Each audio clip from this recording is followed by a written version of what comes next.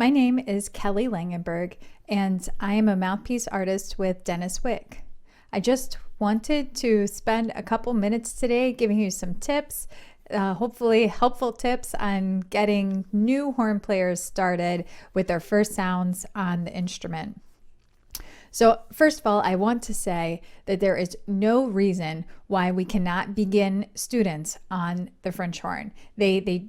In my opinion, they don't need to start on another instrument first and then switch to the French horn. I think it's totally possible to start students on the French horn.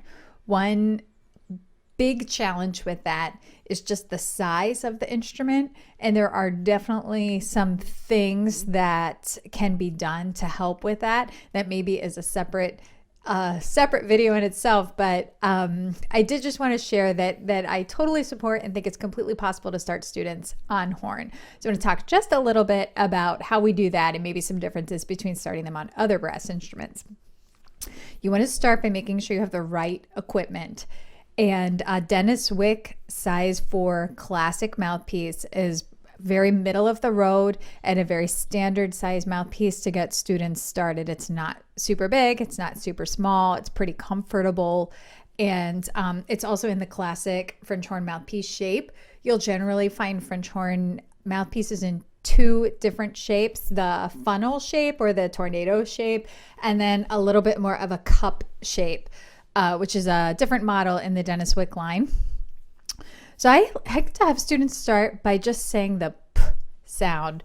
If I'm working one-on-one with a student, I make a couple jokes about like poos and making poo sounds, but that's really what we want to do with the lips. So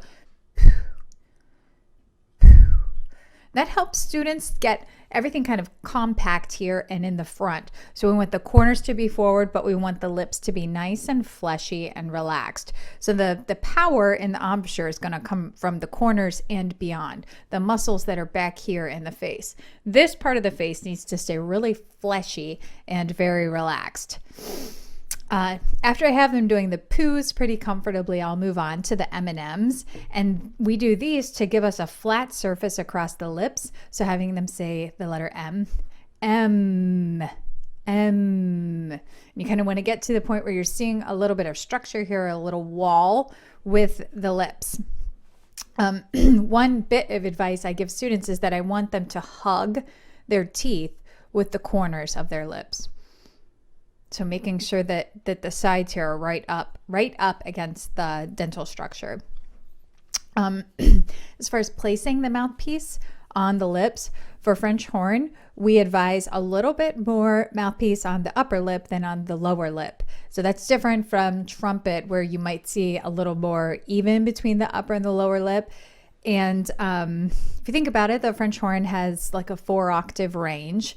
And so we're going to need eventually to have the flexibility to pivot here on the lips, whether you're playing in the very low pedal register or in the high register as well.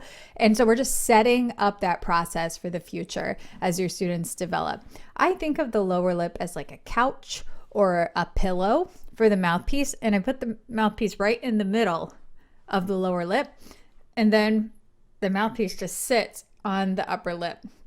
So the upper lip is the mainly responsible for creating the vibration. That's why it's really important that we take the pressure off of the upper part of the lip and we let the lower lip support the mouthpiece. So something like this, a little bit more on the top and then on the bottom. You might see students who, due to some dental structure, may play a little bit more off to the left or off to the right. You do want to look for some symmetry here as best you can, but there might be some restrictions that keep all people from playing exactly in the center. So just consider those when you're kind of directing that student. From there, we would start with some motorboats. So obviously that's not in the French horn range. So you want to get them actually buzzing a little bit higher.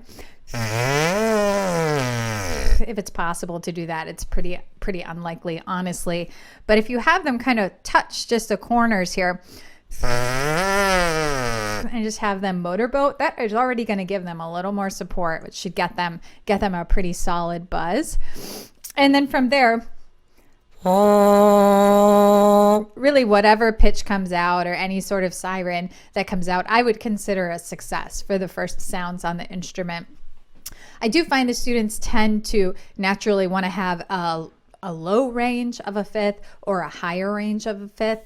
The ideal first notes to start on French horn would be a concert F or a concert A. So that would be a written middle C or a written E, first line of the treble clef staff. So I hope that's helpful. And from there, once you're putting the mouthpiece on the instrument, you do create or bring in a new set of challenges, but that's probably a different video. So anyway, feel free to reach out if you have any questions at all. And thanks for listening.